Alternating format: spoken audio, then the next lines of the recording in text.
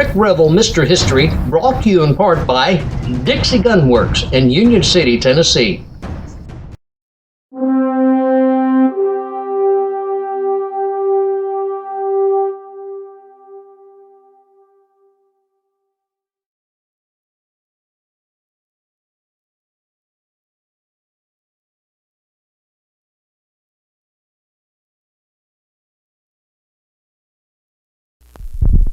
The one place that intrigued me was my first trip to London and the House of Parliament in Big Ben. Now, these pictures, you must remember, are more than a quarter of a century old. Now, the thing that amused and entertained our boys who were stationed all over England was Westminster Abbey. And there were quite a few Americans who came there to see the sights and see Westminster Abbey.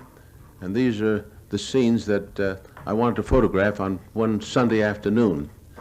Another area that intrigued me was Marble Arch. The Marble Arch on one Sunday afternoon was full of people.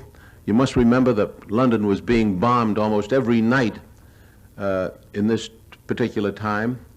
And I was photographing these speakers that were addressing the crowds. Every speaker was speaking on a different subject, but the police stood around and watched, and as long as there were no arguments, any strong arguments, nobody was hurt. And the people in the audience were arguing back with the speakers. But these were just typical shots of how we passed the time waiting for D-Day. Most of the children who lived in England, or a great many I should say, were sent out of the city. But a lot of them had to remain behind. But in spite of a war, they managed to find entertainment.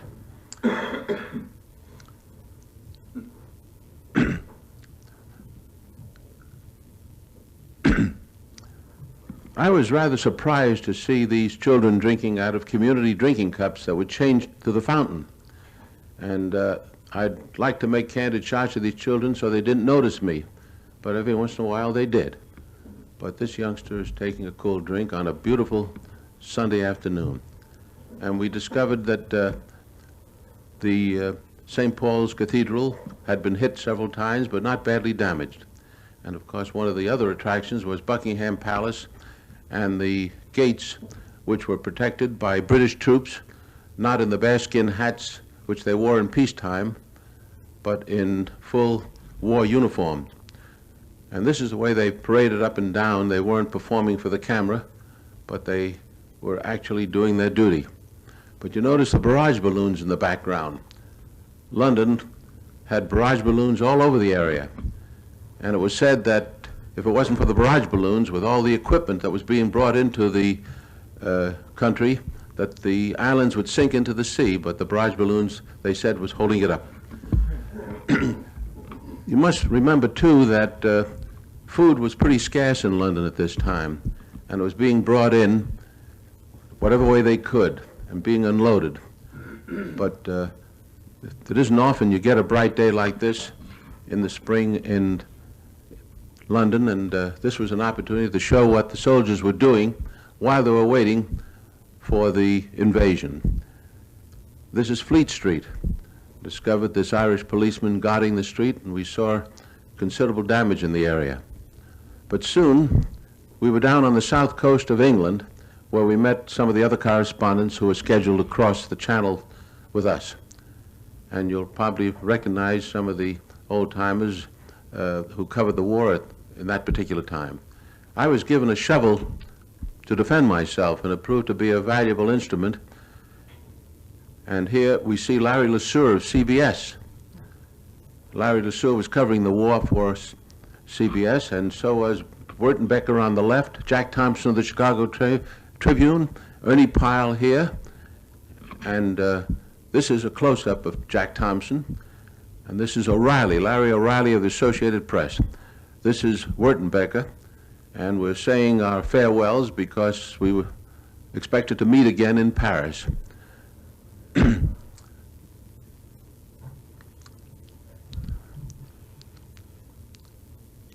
Here on the left we see Clark Lee of INS and Bill Stoneman, who came from Chicago, from the Daily News, and several other of the correspondents were being board a military truck to be taken to the South Coast. And we went through small British towns, and life was going on as usual. The people were in the marketplace buying food, and as though nothing was going on. But after a 150-mile ride, that's how we felt riding in an Army vehicle. We found Plymouth was pretty badly damaged. A lot of the buildings were completely destroyed, but this was found all over the area. Soon we were approaching the dock area, and we found these American jeeps ready to be boarded aboard landing craft, and you notice the bars that are attached to their bumpers. And they're designed to cut wires that the Germans had a habit of putting across the road that would sometimes cut off the head of the drivers. We weren't allowed to wander around the area by ourselves. Each crossroad point was under guard of both an American and a British soldier. And if they wanted to see what you had in your bedroll, you had to show it to them. But this is the care that was taken that the secret of the invasion be kept as long as it could. These are the two men, Wes Carroll of the OWI and Pete Carroll and Wes Haynes, rather, who were with me, and we went aboard an LCI number 5. Pete Carroll here came from Boston, and he was a photographer for the Associated Press.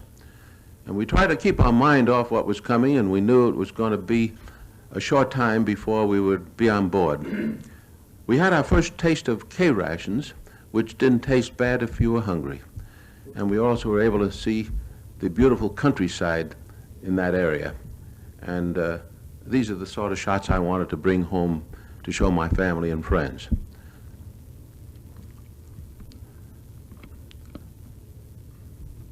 Pete Carroll was using some of his film to make a few shots himself. And soon we were down at the docks. And there we found units of the 101st Airborne Division carrying everything they could carry by hand, boarding landing craft that were so heavily laden they had to be pushed off the docks by trucks, as you see in this manner. And these men were being taken out to larger craft and boarded for the invasion. And here we see several units carrying grenades, bazookas. They didn't have an opportunity to load this aboard jeeps that were not fully available at this particular moment.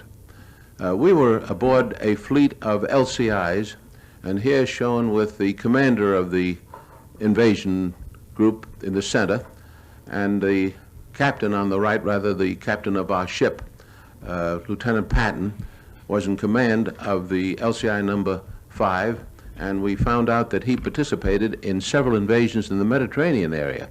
And we felt rather confident that he knew what he was doing. But we stayed aboard this ship for almost 5 days. This is the commander of the squadron. I remember Lieutenant Patton's name well because we were with him for so long. Wes Haynes was trying to get ready for the trip into Paris. I think he was premature. And these are units of the 101st Airborne Division aboard our landing craft, amusing themselves. And I don't have to tell you who this man is imitating. He was a Notre Dame football player at one time, and I was told later on that he was killed in the action.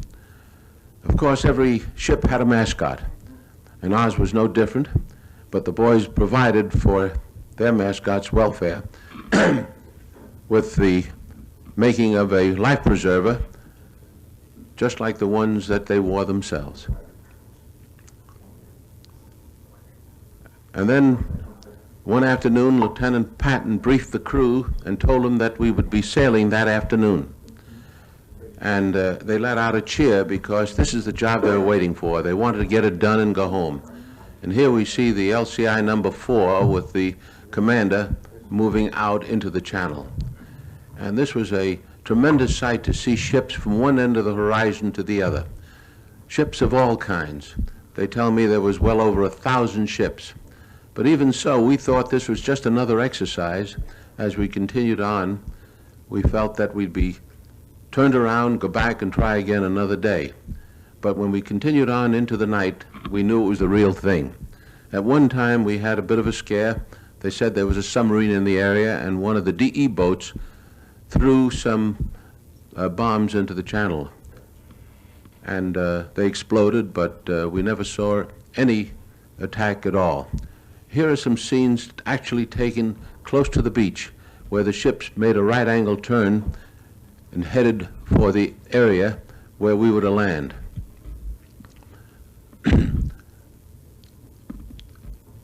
That is a DE boat in the distance.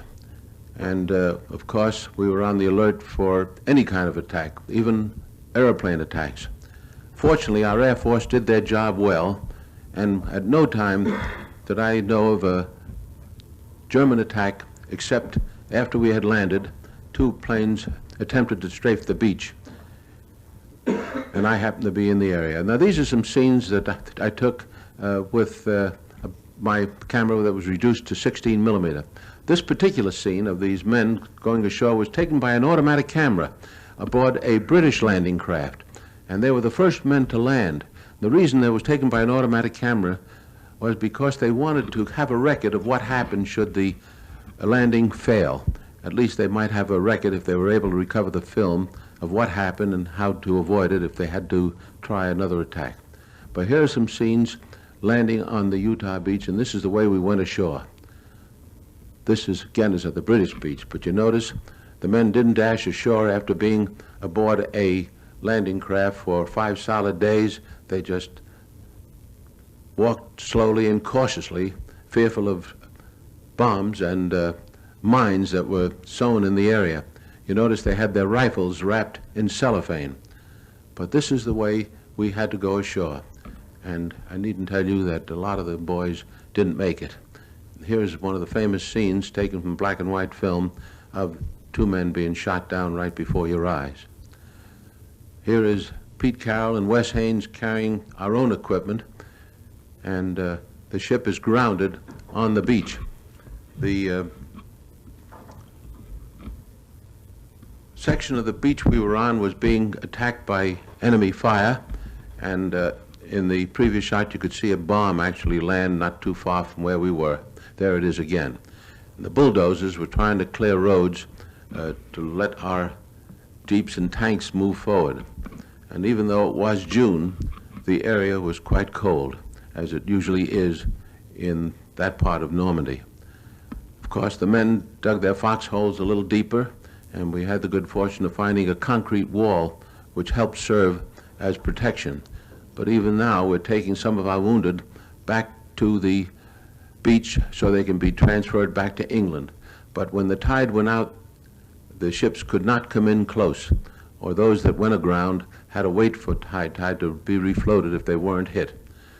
We stayed on the beach the first night and lived in a foxhole, and soon we showed some of the first prisoners taken in the area late the first day, who were captured close to the beach and were sent back to England because there was no room to keep them there.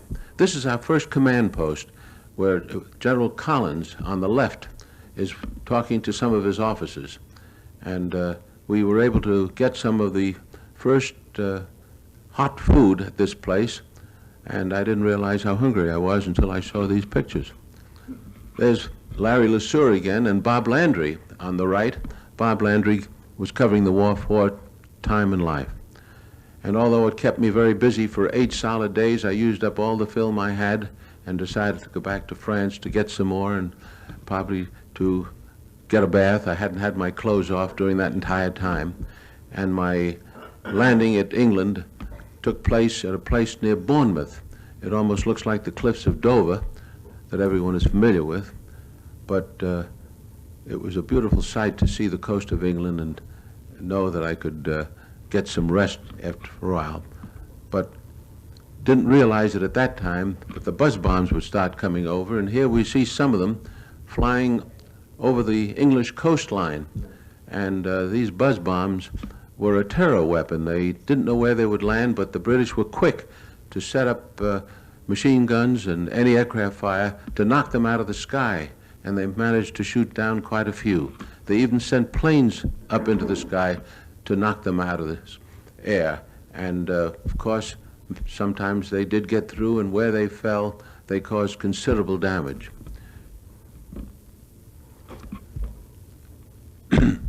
But you must have missed that pretty good shooting. There's one actually coming down, and it landed in the London area, and wherever they landed, they caused considerable damage. My second crossing of the channel was made on an LST, and this time with units of the 3rd Armor Division that was sorely needed because they were bringing over more tanks and vehicles to carry us in the direction of Cherbourg because we needed a port badly. The LST was manned by a British crew. That's the captain in the British uniform. But we were in a long convoy of many of them, everyone loaded to the gills with equipment that was sorely needed. But here you'll get an idea of what the beach looked like, and these ships are actually waiting for the tide to recede so they could send their equipment ashore without going through deep water. On D-Day, they had to go through the deep water. And at this particular moment, they're waiting for the ramps to be rebuilt after a severe storm so they could go ashore without damage. Now, you can see the problems they had on D-Day because when the landing craft hit the sandbars, the men started wading ashore and found deeper water ahead, and those that had their life preservers too low around their waist turned turtle, and many were drowned. But these are units of the 3rd Army heading in, crossing the deep spot just ahead of them, and headed toward Cherbourg itself. This was a remarkable sight, and the ships were lined up as far as the eye could see, bringing supplies ashore. We needed Cherbourg badly because we thought we could use it as a port, but we found that Cherbourg, shown here, was pretty badly destroyed by the Germans themselves. They destroyed the docks, which we thought we could use, and it took them, if I recall, almost 2 months before we could bring a ship in. They set up mines and destroyed the famous Cherbourg docks where the transatlantic liners used to land.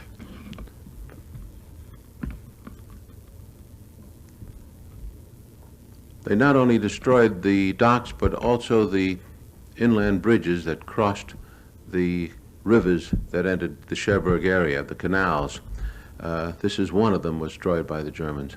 Soon the French people came back into the city and gave us a warm welcome. And soon we found the prisoners, and I think they took something like 16 or 18,000 men out of the Cherbourg area, and they're still holding their personal belongings, marching toward the beaches because they had to be transported to England and some eventually to the States to be held in prisoner of war camps. And even at this time, those that could talk to us or would talk to us said we'd be pushed back into the channel in less than a week. Of course, at every headquarters area, we found that the Germans had a picture of Herr Hitler, and our boys are using it as a pinboard. But the Americans had a way of amusing themselves. Now here is the first official ceremony held in France when General Collins on the right presented the tricolor flag made out of parachute cloth, seen here, to the mayor of Cherbourg, who was holding the microphone. And our boys of the 7th Corps were given clean uniforms for the occasion. And soon the people that came back to Cherbourg after the fighting stopped came to visit with us and talk to us. Here we see Ernie Pyle in the center again and talking to a colonel of the Signal Corps. And this is Bert Brandt, who we saw earlier shooting for AP. Cecil Carnes and John McGlinchey. And here is, oh gosh, 25 years has done a lot to my memory. But the troops began to move in the opposite direction to attack the enemy on the St. Lo line. And we were passing through the city of Valognes, and of course it was completely destroyed. I was there several times since the war, and it's been rebuilt beautifully. But the Germans tried to make a stand here, and wherever they did try to make a stand, we had to knock them out, and in so doing, destroyed the city. A little later on, I had an opportunity to see the construction that was built by slave labor. And all along the beach, especially in the Normandy area, as well as other areas, they built these triangles. Many of them had mines attached to them, so that if a boat touched them, they would explode. And I was told after taking this walk that I should be very careful not to step where the ground is soft. This is a church in Barfleur. That was a pretty little town that the Germans evacuated because the commander liked the city so much, the little town so much, that he didn't want to see it destroyed, and just actually withdrew rather than let it be destroyed. It was a little fishing village, and I had the good fortune of coming back several times because the hotel was still intact and serving very excellent French food. A little further down the coast, we found these fortifications built by slave labor, and even these metal fences just to keep us from landing in the area. And these heavy fortifications that were many feet thick, and these correspondents were looking it over. In some areas, the Germans saw to it that they were destroyed, blowing them up so that we couldn't use them against them if they tried to take them back.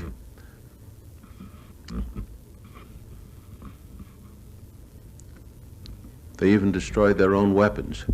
But we noticed that the walls and fortifications were very thick and very strong.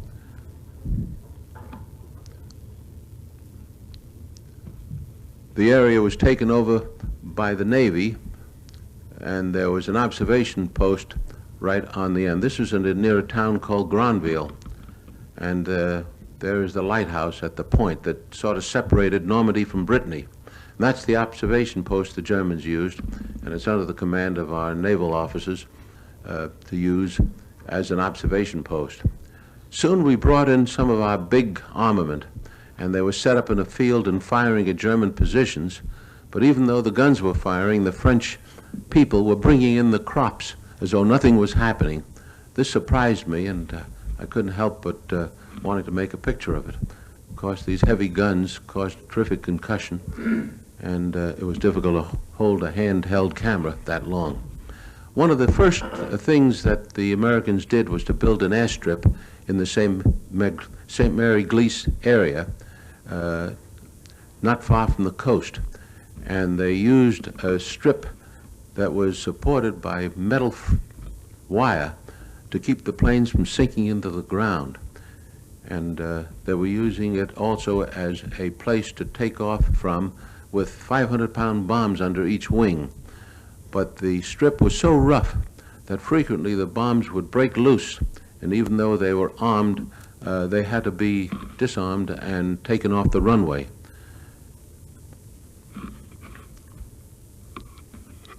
These are P-47s that they were using here, and there's one carrying a bomb under each wing to attack the enemy deep in behind the lines. You notice these two planes taking off at once, raising considerable dust, but managing to get off a very short runway. And here you notice a plane, you notice the buckle under the wheels. This sometimes caused the mesh wire to break and come up and hit the plane's propeller, causing it to crash before it left the ground. And here's an unfortunate accident, two of our planes.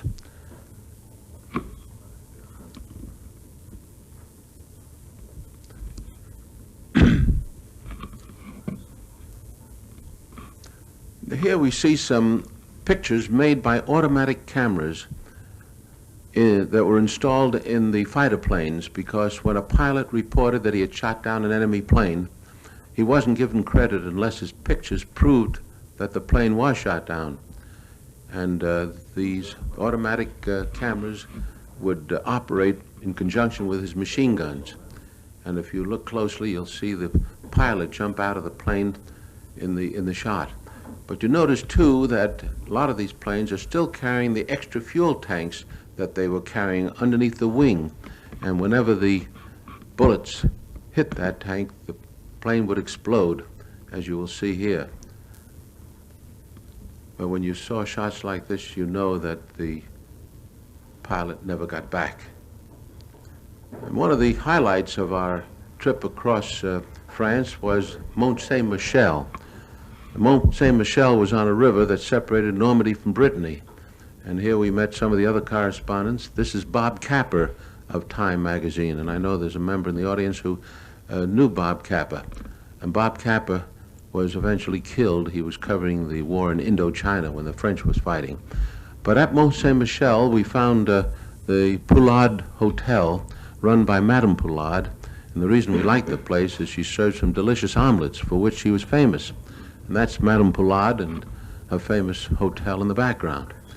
And a lot of the correspondents gathered here to fight the war from this point because we were closer to the front line, if you could call it such, than we were at our main bases. And there we see the river that separates Normandy from Brittany. This is a beautiful little island, and the building at the top is a monastery that was still intact. It was not destroyed at all.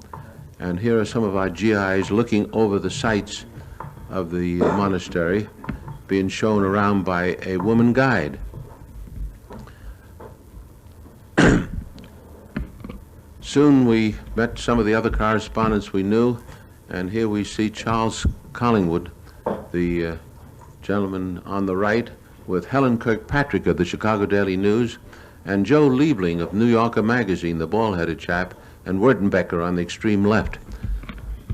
Liebling wrote many stories for New Yorker magazine, and he died not many years ago. This is Charles Collingwood and Helen Kirkpatrick of the Chicago Daily News.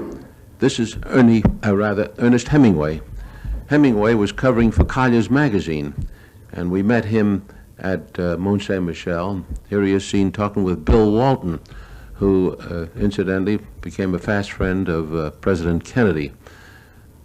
And these were just moments that we could take a little time out to rest.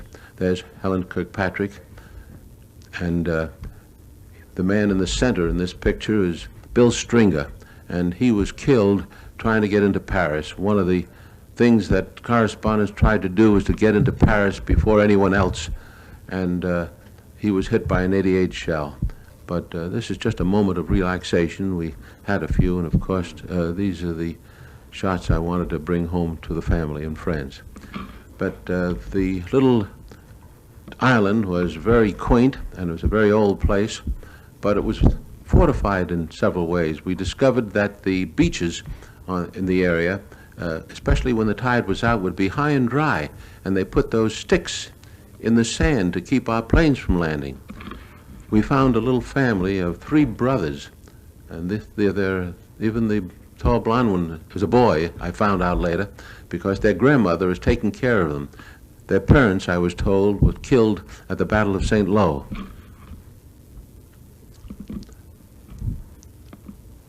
One afternoon, rather late, I walked out behind the island because as the sun was setting, I could get some interesting shots of the island from the seaside, because they have an extremely high tide here and would leave the island high and dry, but the tide would come in real fast, and there was always danger of quicksand, so I didn't stand in one place too long. But the receding waters left this unusual design in the sand. We didn't stay at Mont Saint-Michel very long, but continued on deeper into France. In fact, I went into Brittany for a while and discovered that the boys had found a lake there, which we'll see in a moment. But the countryside was beautiful. It was during the summer, and the crops were still in the field. But our boys, after washing out of a helmet for many weeks, decided to use this beautiful lake for a bath. They were permitted to do so because they were fighting the enemy at an area called St. Malo. And incidentally, you probably recall the Germans held out at St. Malo for many months, almost to the end of the war. And, of course, it's the American sense of humor that helped them win the war, too. But here are some of the correspondents that we sometimes travel together, and we found a little river that proved to be useful as a bath.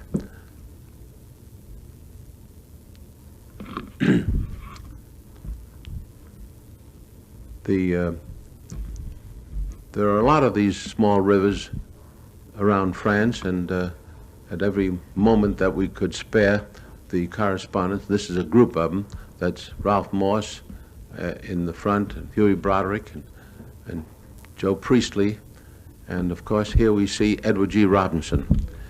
Edward G. Robinson was one of the many actors and actresses that came to Normandy to entertain our troops, and they held a show right in this Normandy barn that was not too far from the fighting. And I found out later that the intermission had to be called when the shells came too close. Of course, all you had to do was point a camera at Robinson, and he acted. Soon we found ourselves in Rambouillet.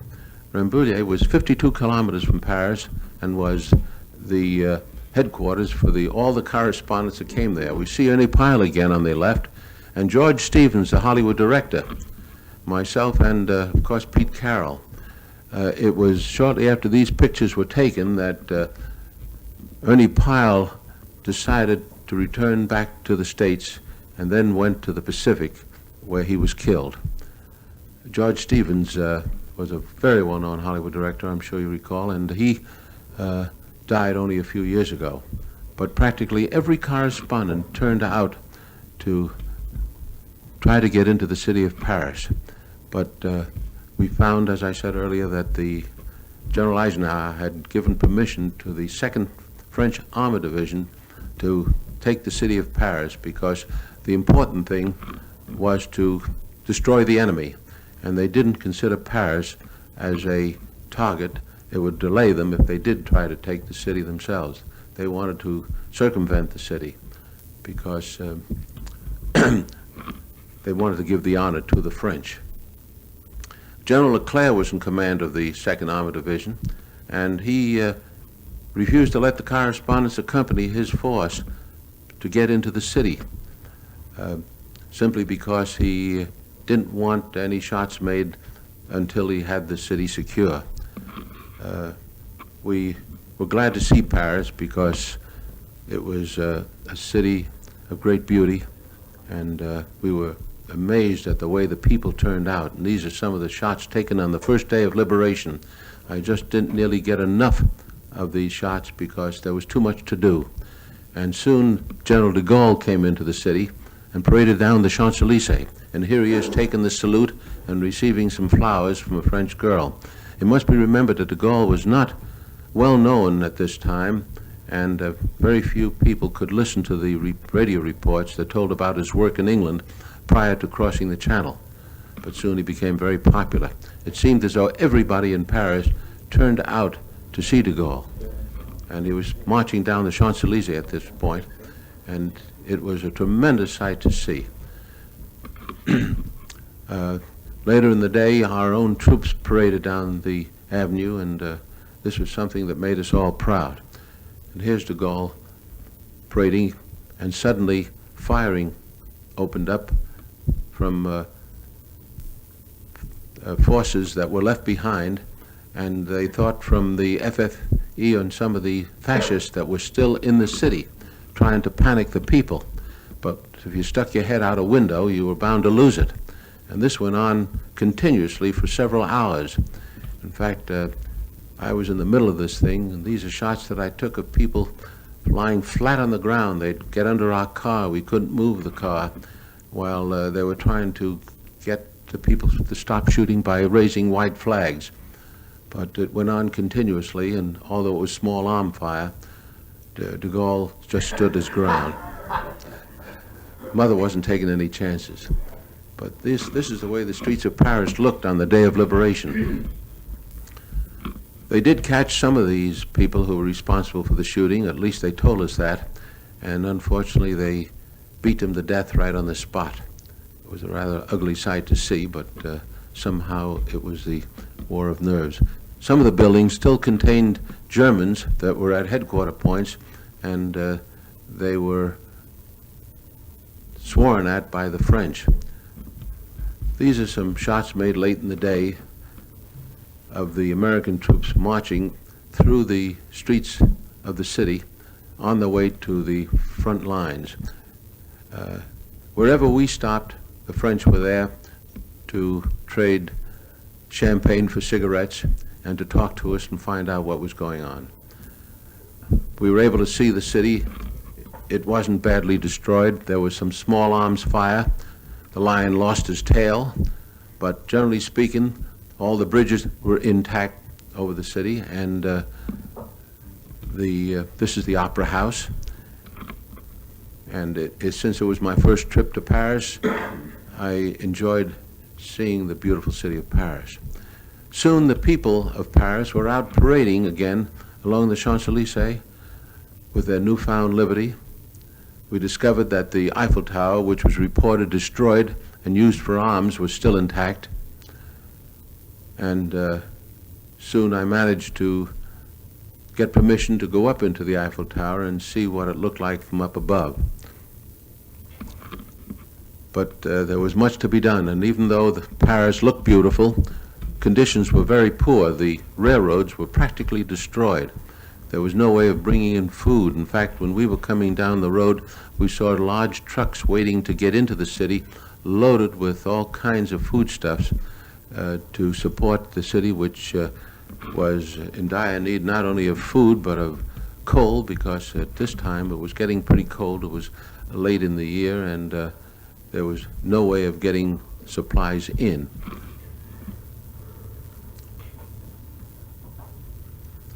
These are scenes from the Eiffel Tower showing the Seine and the buildings close to the Eiffel Tower. And we see some troops parading through the streets. But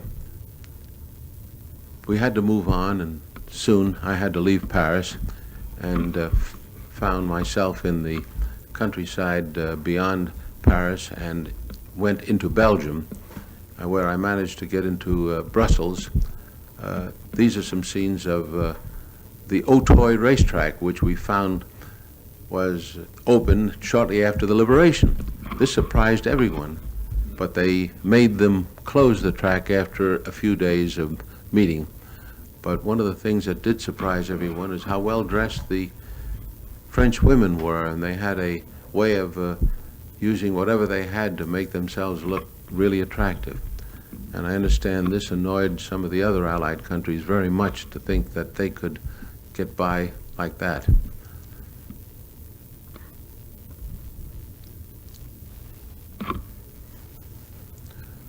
They even opened up the art galleries along the streets, and we didn't know whether they were permitted to do this prior to our getting there, but they certainly opened up for business very shortly after we arrived.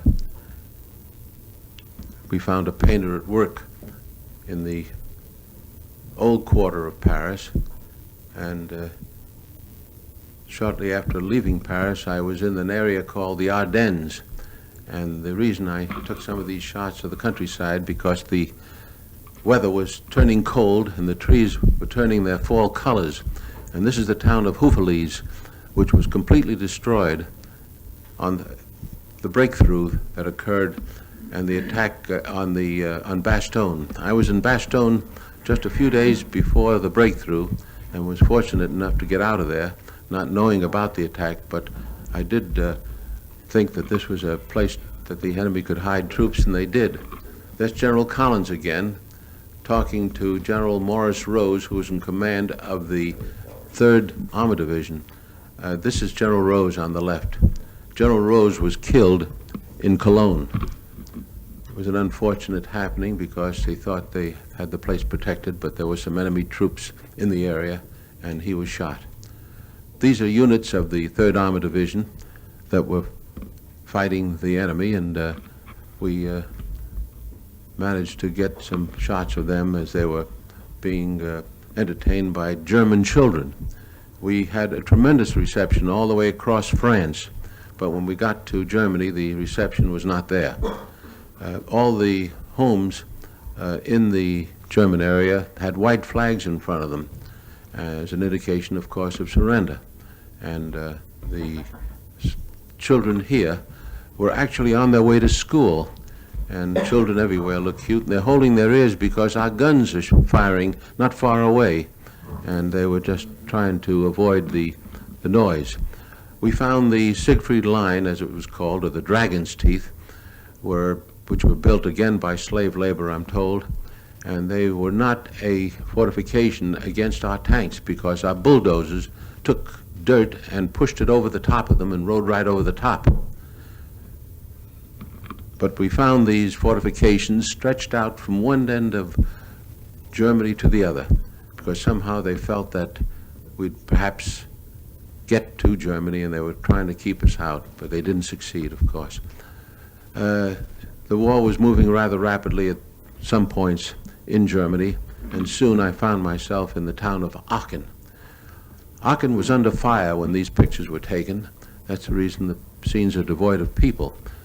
There were mortar shells passing over our heads all the time, and the enemy was holding the center of the city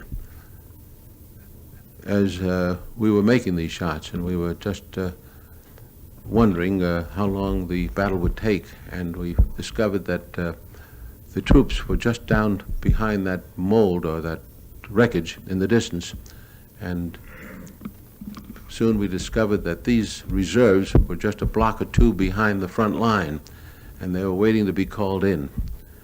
I was told later on that the captain you saw in the picture a moment ago, somebody in the audience knew him and said he was killed in the action that took place shortly after that. Well, after Aachen, I was invited to fly home, and this is something I was glad to be able to do, because here we see some of the cemeteries that were built on the Normandy beaches, above the beaches, and these are scenes of Berlin showing the tremendous damage that occurred in the city. The bombings were intense, and very little of Berlin was left standing. It shows that wars don't seem to prove very much except to destroy property and kill people.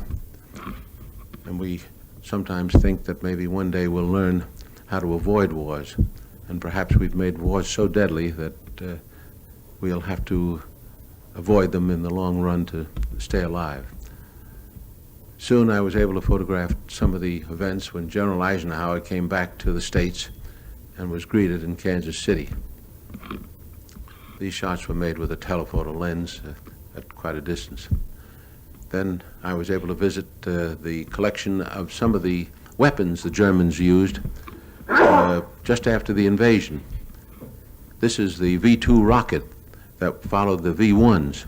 The V-1s were a terror weapon, and the V-2s were certainly the same, but that was the first time they used rockets, and they were able to shoot them great distances. The V-1s, and I heard many of them come overhead, were like a motorcycle engine, and whenever the motor stopped, it would cause the bomb to drop. The Germans had jet planes in the air before the war ended, and here is one that they actually used, and it showed a record of many American planes, and if you notice, 42 Russians were shot down by this plane before it was captured by our side. And in this exhibit, we see one of the Japanese kamikaze bombs that was on exhibition, and one of our pilots is trying it for size. And they didn't like the idea that you only had a one-way ticket, because they were intended to destroy the target they were after and the pilot with it. This plane, I was told, was built by the enemy to bomb New York, and it could fly the ocean and back, and they appropriately named it Alles Kaputt. Here we see some shots of what I call what the next war might look like, and this is the explosion of the atomic bomb in New Mexico.